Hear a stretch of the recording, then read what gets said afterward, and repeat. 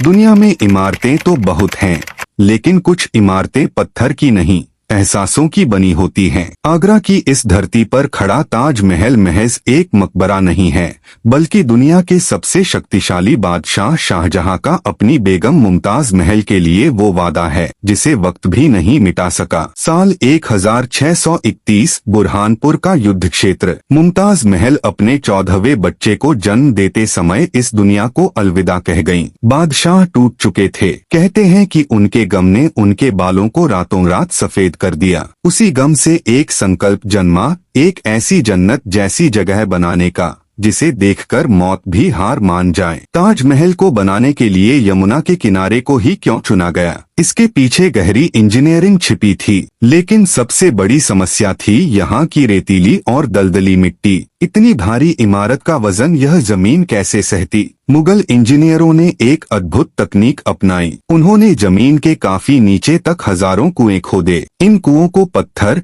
ईंट और मलबे से नहीं, बल्कि आबनूस, एबनी और महोगनी की लकड़ी के लट्ठों से भरा गया। आमतौर पर लकड़ी पानी से सड़ जाती है, लेकिन आबनूस की खासियत है कि यह पानी पाकर और भी पत्थर जैसी मजबूत हो जाती है। ताजमहल आज भी इन्हीं लकड़ी के कुओं की नींव पर खड़ा है। इस विशाल परियोजना के लिए पूरी दुनिया से बेहतरीन हुनरमंदों को बुलाया गया। मुख्य वास्तुकार उस्ताद अहमद लाहौरी थे। बगदाद से नक्काशी करने वाले आए, मध्य एशिया से गुंबद बनाने वाले और तुर्की से राजमिस्त्री। कुल 20,000 मजदूरों ने दिन रात एक कर दिया। ताज की सफेदी कोई साधारण पत्थर नहीं है, यह राजस्थान के मकराना से लाया गया बेहतरीन संगमरमर है। आज से 400 साल पहले जब न ट्रक थे न क्रेन, तब 400 किलोमीटर दूर से इन भारी पत्थरों को आगरा लाना किसी असंभव काम से कम नहीं था। हजारों हाथियों और बैलगाड़ियों का इस्तेमाल किया गया। एक 15 किलोमीटर लंबा मिट्टी का रैंप बनाया गया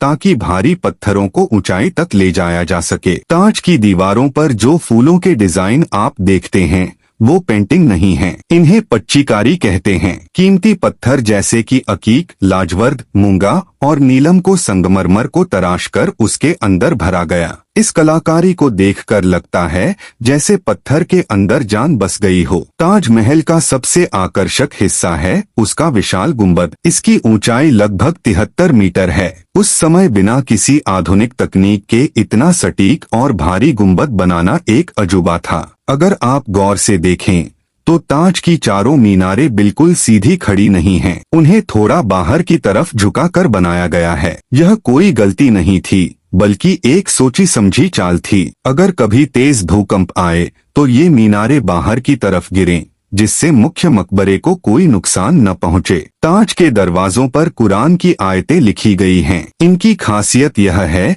कि नीचे लिखे अक्षर और सबसे ऊपर लिखे अक्षर देखने में एक ही साइज के लगते हैं, ताकि नीचे खड़े इंसान को सब कुछ साफ दिखे। 22 साल की मेहनत और उस दौर के लगभग 3 करोड़ 20 लाख रुपए खर्च करने के बाद 1653 में ताजमहल पूरा हुआ। लेकिन नीति को कुछ और ही मंजूर था। शाहजहां के बेटे औरंगजेब ने उन्हें कैद कर लिया। अपनी जिंदगी के आखिरी 8 साल शाहजहां ने आगरा किले की एक छोटी सी खिड़की से ताजमहल को निहारते हुए बिताए। लोग अक्सर एक कहानी सुनते हैं कि मजदूरों के हाथ काट दिए गए थे, लेकिन इतिहास में इसका कोई ठोस प्रमाण नहीं मिलता। इसके विपरीत शाहजहां ने तो मजदूरों के लिए ताजगंज जैसा पूरा शहर बसाया था। ताजमहल सिर्फ एक इमारत नहीं, यह समय की रेत पर छोड़ा गया एक अमिट निशान है। यह गवाह है उस मोहब्बत का जो मौत से भी नहीं डरी। आज भी जब दुनिया भर से लोग यहाँ आते हैं तो वे सिर्फ पत्थर नहीं देखते,